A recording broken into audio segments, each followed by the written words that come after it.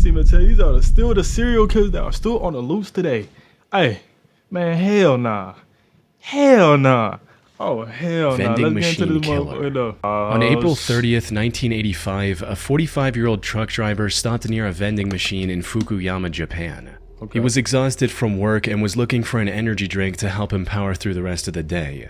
Right. When he approached the vending machine, however, he noticed something surprising. A bottle of Oranaminsi energy drink was already in the pickup tray. Right. Thinking he'd lucked down on a free drink, the truck driver wasted no time chugging it down. What he didn't know was that this would be the last drink he would ever taste. Instead of the refreshing feeling he was looking for, he felt something horribly wrong with his body. A bitter, burning sensation quickly spread throughout his throat, followed by an intense wave of nausea.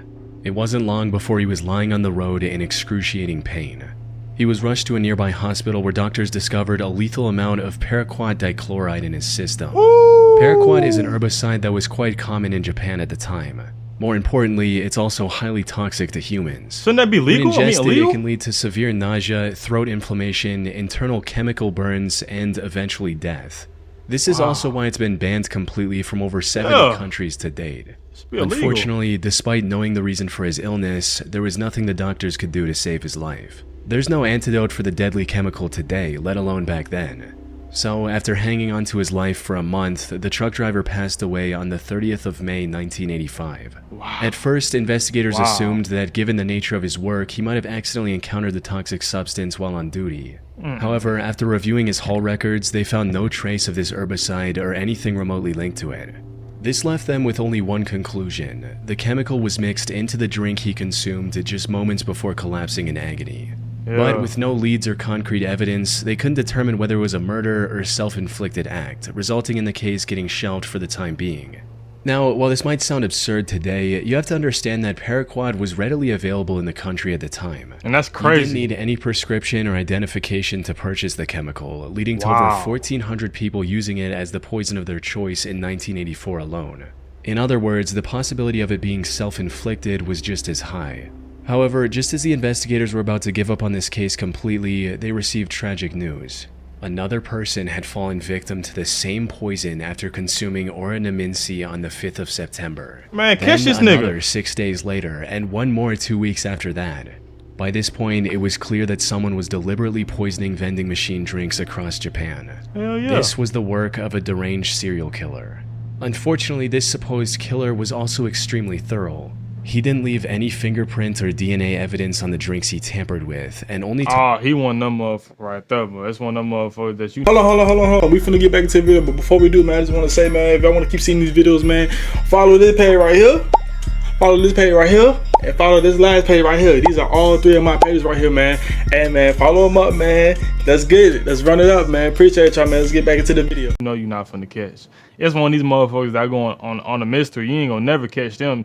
They mastered their craft in this, bro. You know what I'm saying? They got a degree in this shit. You know what I'm saying? Targeted vending machines with no CCTV cameras nearby.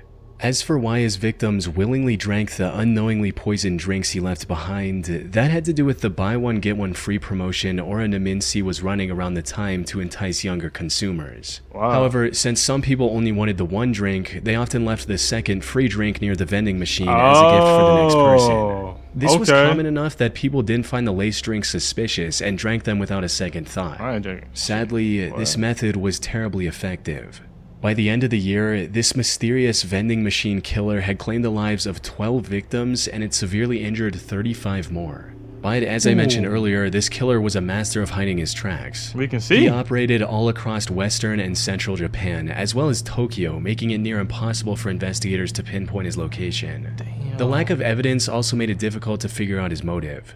Some speculated that he was doing all this to extort money from Otsuka Pharmaceutical, the company that made Oranaminsi. This is because in 1984, a group called the Mystery Men with 21 Faces threatened to poison food products unless the companies paid them money. So some believed that the vending machine killer was a copycat and wanted something similar. However, this theory didn't last very long because Otsuka Pharmaceutical didn't receive any demands or extortion letters from the perpetrator. Additionally, the killer also began using other drinks, like the drink Real Gold and even Coca-Cola. Hiroaki Iwao, a Tokyo professor of criminal sociology, proposed a more disturbing theory regarding the killer's motives. He stated, "It is not uncommon for Japanese who live under tremendous pressure, both on the job and in overcrowded communities, to let out their frustrations by hurting someone else. The person responsible may even wait around to see who buys the poisoned drink.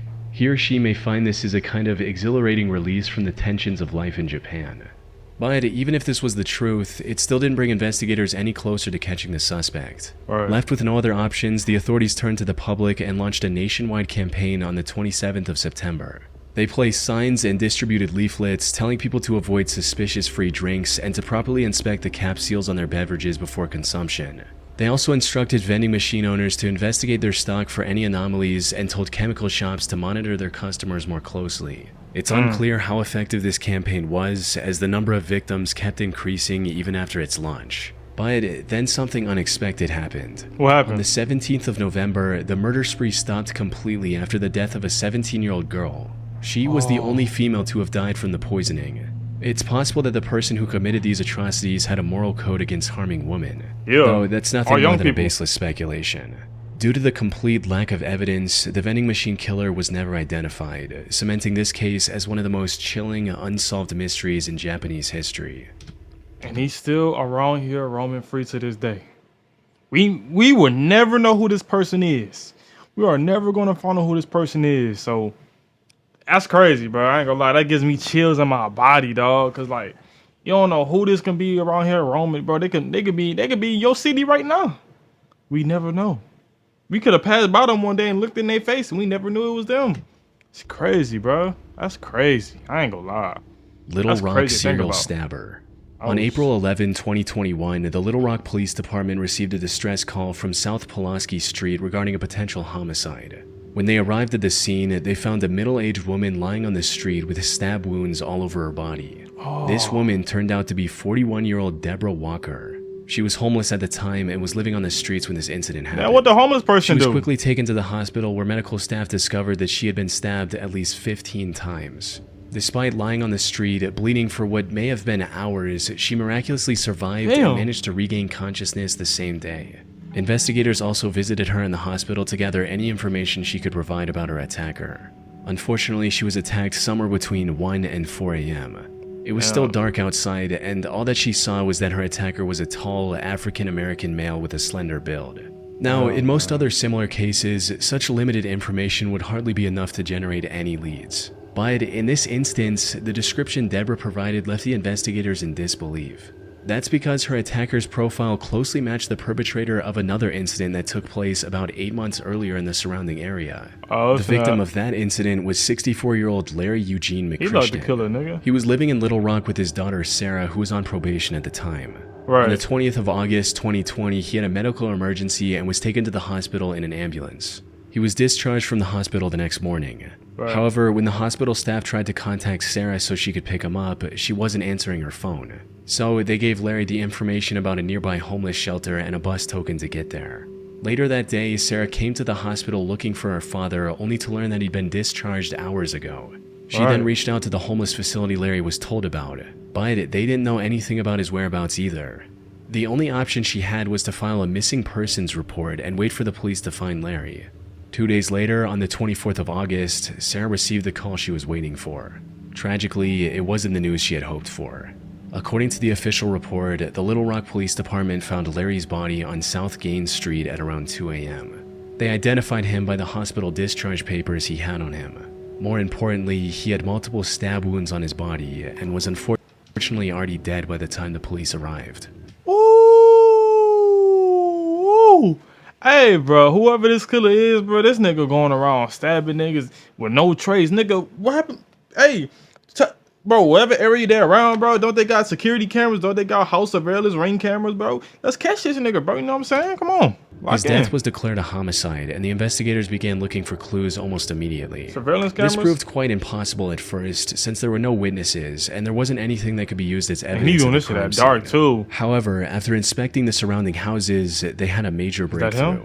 The CCTV camera outside a nearby house had captured the suspect walking down the street when suddenly he spots Larry and begins walking towards him. After committing the crime, he tries leaving the area, only to stop, go back, and stab Larry one last time before fleeing. This nigga is crazy. As mentioned earlier, this man matched the profile Deborah gave to the police, leading investigators to believe she was attacked by the same person. While looking into older cases, they also connected the same killer to another murder that happened in the area on September 23, 2020. The victim of this incident was 62-year-old Jeff Welch, another homeless man who was living in an abandoned home. So it's all homeless people. On the morning of that day, Jeff's friend found him on the porch of his house with a stab wound on his neck. By this point, the investigators knew they were dealing with a deranged serial killer. Hell yeah. However, just as they uncovered the connection between the three attacks, another tragedy unfolded. On April 12, 2023, a day after the attack on Deborah Walker, another one of his victims was found on the Wright Avenue overpass.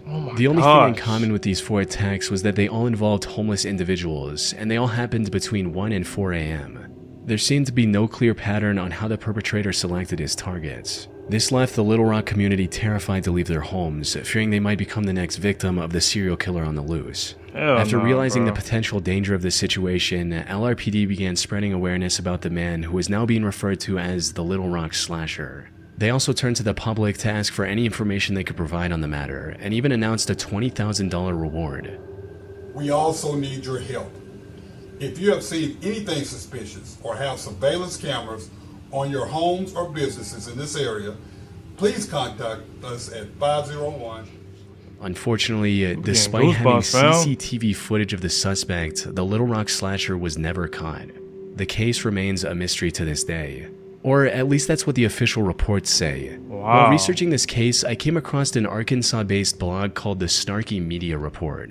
The authors of this blog did their own investigation into the slasher case, and what they found was shocking to say the least. Put simply, they claim to have found the true identity of the killer after talking to multiple locals and Deborah, so they caught him, who, according to their blog, already knew the identity of her attacker. They also uncovered many details about this supposed killer, including his criminal record, which reveals that he has already served 2 prison terms in Arkansas for felony convictions of domestic violence. Also, his history with drug abuse and how it made him very agitated and violent. The authors. Hey man, that's why they said don't take these drugs, but they said stop doing drugs. They said do not test them, do not do none with them. You know what I'm saying? That turn you into a level 5 demon, nigga. Level 5 dead turn you into a Jeffrey Dahmer, nigga. No cap. Don't play around with that, This blog also claimed to have contacted the alleged killer's previous landlord, who gave them this image of the perpetrator. Which begs the question, if they know so much about the slasher, including his legal name, why didn't they give this info to the police? That's where the case goes from creepy to bizarre, since, according to them, they've already given everything they had to the relevant authorities.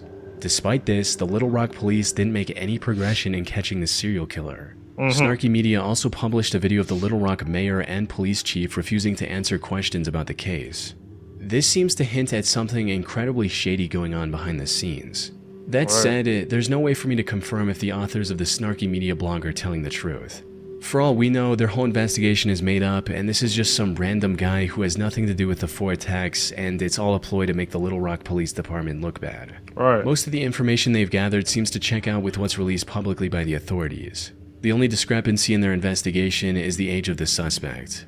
Officials believe the slasher to be young, possibly in his 20s, but the authors of this blog state that the person they found was 46 years old. Unfortunately, this is where the leads end. Whether Snarky Media is telling the truth or not remains uncertain. What is certain, however, is that the case remains unsolved to this day. The Little Rock Slasher is likely still out there and can continue his murder spree at any moment. That's crazy, dog. That's crazy. Thanks to Trade Coffee for sponsoring this the cold at 7:20. Smiley face killer. On February 17, 1997, 21-year-old Patrick McNeil went out with his friends. He spent the evening out drinking with his friends in the Dapper Dog Bar in Manhattan. During this time, he likely drank more than he could handle, resulting in him throwing up in the bar's bathroom before leaving in a highly unstable and disoriented state. Patrick was then seen turning left onto 90th Street, heading in the direction of the East River. This was the last time anyone would see Patrick alive. Following this night out, Patrick vanished into thin air. Despite extensive efforts, authorities found no leads or clues to his whereabouts. That is until April 7, 1997, when Patrick's lifeless body was found in the East River 50 days after his disappearance. Duty Sergeant of the NYPD's Special Investigation Division, Kevin Gannon, was called to the scene to assist with the body's recovery and examination. Kevin had been a seasoned detective for years, and by this point there was little that could surprise him. However, the circumstances surrounding Patrick's death disturbed him to his core. The more he looked into it, the more strange the situation became. Hey man, I'm getting so many goosebumps right now, bro. It's like, I'm scared as hell, boy. Yeah, boy, I'm finna get my blanket and shit, boy. Stop playing, I'm scared. For instance, Kevin noted that Patrick's body wasn't decomposed enough to have been floating in the river for a week, let alone the past 50 days. He also found burn marks on Patrick's body, hinting at the possibility of him being restrained prior to his death. Kevin knew that something wasn't right. Unfortunately, due to the complete lack of evidence pointing to the contrary, Patrick's death was ruled as an accident. Kevin kept thinking over this feeling for the next year before coming across a case that reinforced his suspicions even further. On February 13, 1998, another body was found in the same stretch of water. This body was later identified as 22-year-old Lawrence R. Andrews, who had gone missing on New Year's Eve after celebrating the event with his friends in Times Square. After getting on the case, it didn't take long for Kevin to notice eerie similarities between the two cases, as both bodies were found within yards of each other. Both of them were also young Caucasian males and were on track to have successful careers. They both disappeared in one of the most crowded cities in the world without any trace as well. Most importantly, Kevin also found similar oddities in both cases, where the bodies were a lot less decomposed than they should have been, and there were burn marks indicating possible restraints before their death. Lawrence's case prompted Kevin to look for other similar cases across the U.S. He enlisted the help of fellow detective Anthony Duarte and a criminal justice professor, Dr. Lee Gilbertson. Let's get it. Together, they began investigating these cases, and soon a chilling pattern began to emerge. In total, they found 45 different instances of young men dying under shockingly similar circumstances as Patrick and Lawrence. Most of them went out for a night of drinking, became more intoxicated than usual, disappeared shortly after, and were later found dead in some body of water. Okay, but my question is, how are they being found missing? Do they not go with their friends? Do their friends not drop them off? Do they just walk away? Or do they, what do they do, bro? That's my question. How are they catching them and bringing them to the water? Don't they got their cars? Don't they got their cars after the party? Like, don't their friends like pick them up or drop them off, or like, you know what I'm saying, since they intoxicated?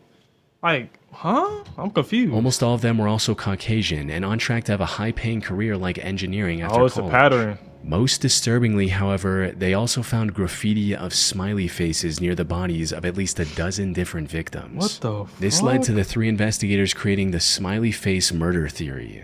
According to this theory, these 45 and possibly many other deaths from the 1990s to 2010s weren't accidents in the slightest. Instead, they were murders committed by a single deranged person or an organized group of serial killers. This is the only logical explanation they could find to justify the many oddities and similarities in these incidents.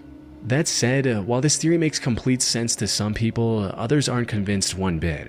Criminal profiler Pat Brown, for instance, called this theory ludicrous. She believes that the idea of connecting smiley faces, one of the most common graffiti symbols, with murders is just absurd, stating, "It's not an unusual symbol. If you look in any area 5 miles square, I bet you could find a smiley face." The FBI also completely denied this theory in a statement, reading, "The FBI has reviewed the information about the victims provided by 2 retired police detectives who have dubbed these incidents the smiley face murders and interviewed an individual who provided information to the detectives. To date, we have not developed any evidence to support links between these tragic deaths or any evidence substantiating the theory that these deaths are the work of a serial killer or killers. The vast majority of these instances appear to be alcohol-related drownings." However, despite these setbacks, the 3 men have stuck with their theory. They're still working on finding evidence to back their observations. That said, if their hunch is correct, it would mean one of the most wicked serial killers in American history is still at large today. That's crazy, bro. That's crazy, dude. I-70 killer. Robin Fuldauer was a 26-year-old Indiana University graduate who was working at an Indianapolis Payless shoe source store near I-70 in 1992. Oh, I got so many goosebumps, The 8th of April was supposed to be her day off. However, bro, y'all look at this, bro. Bro, look at my goosebumps, bro. I got goosebumps literally everywhere around me right now, dog. Bro, like, this is legitimately scary, fam. Just as she was getting ready to relax at home, the employee who was supposed to man the counter called in sick. Left with no other options, her manager called Robin and told her to cover the shift instead. Robin wasn't very happy about this emergency shift change, but she reluctantly agreed, arriving at the store at 10 a.m. and starting her shift as usual.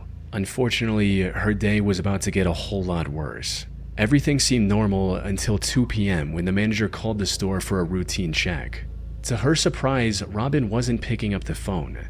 She kept trying for a few minutes before giving up and calling the Speedway gas station neighboring the shoe store. One of the gas station employees, a friend of Robin's, went to the Payless store to see if she was doing okay. However, what she found inside left her confused. The store was in slight disarray and some of the shoes were missing from the shelves. The cash register was also open and there was no money in it. Most concerning of all, there were no signs of Robin anywhere. Her friend called out Robin's name, hoping she was just in the back and would respond. But when she didn't hear anything from Robin after minutes of standing in the store, she became worried and called the police at around 2:20 p.m. The cops arrived within minutes and began searching the store for clues on Robin's whereabouts. And it wasn't long before they made a devastating discovery. They found Robin lying in the store's back office, covered in blood. It was already too late. During questioning, an employee from the store across the street claimed to have seen a strange man loitering around the shoe store a couple hours earlier. According to this employee, the man sat on the curb for about a half hour, rifling through his bag and staring at the Payless store. They then saw the same man a few minutes later trying to hitch a ride back to Interstate 465, which was about a quarter mile from the store's location. Unfortunately, they were too far away to get a good look at the man's face. Given the money stolen from the register, and without any other leads, investigators filed this as nothing more than a robbery gone wrong. However, they couldn't have been more wrong. Because just 3 days later, something similarly tragic happened to 23-year-old Patricia Smith and 32-year-old Patricia Makers. The two were working at a bridal shop in Wichita along I-70. The incident happened a little past their usual closing time as they were waiting for a customer who had a pickup. When they saw a man approaching the store, they assumed that it was the customer. However, this man drew a gun on the two after entering the store, took them to the back, and executed both with shots to the back of their heads. As the killer was leaving the store, he crossed paths with the actual customer the girls were waiting for. Without hesitation, he aimed his gun at the man and ordered him to head to the back of the store. But the customer defied his command and ran, narrowly escaping with his life. He later helped the police draw a sketch of the killer. Unfortunately, the sketch didn't provide much of a breakthrough. By this point, the authorities were certain they were dealing with a serial killer, but despite their efforts, the killer's spree continued. By May 7th, he had taken 3 more victims in small, low-traffic stores along the I-70 highway. By the time investigators managed to compile a few more sketches, the I-70 killer stopped his quest and went into hiding. That is until 1993, when he claimed 3 more victims along I-35 in Texas. He tried to hide his identity by changing his weapon, but the investigators were quick to notice the similarities. One of his victims, Vicky Webb, also managed to miraculously survive after getting shot in the neck. If he were ever caught, Vicky's testimony would have been crucial in bringing him to justice. Though, the I-70 killer was never found, and the case went cold for nearly 3 decades. However, then, in 2021, investigators released CCTV footage of a murder that happened in 2001. The suspect in this footage looks strikingly similar to the I-70 killer's sketches, potentially giving authorities the lead they need to finally catch him. It's likely only a matter of time before he runs out of places to hide and is captured. But for now, he's still out there, evading police and leaving the case unresolved. We can only hope he doesn't take any more victims in the meantime. Wow, bro. The fact that these killers are still out here to this day, bro, and never caught, makes it scary for the world, bro, because you never know. We could have passed by these dudes 100 times, bro. Looked in their face, had a conversation with them, bro. You know what I'm saying? That's crazy, bro. I ain't gonna lie to you. That's crazy as hell.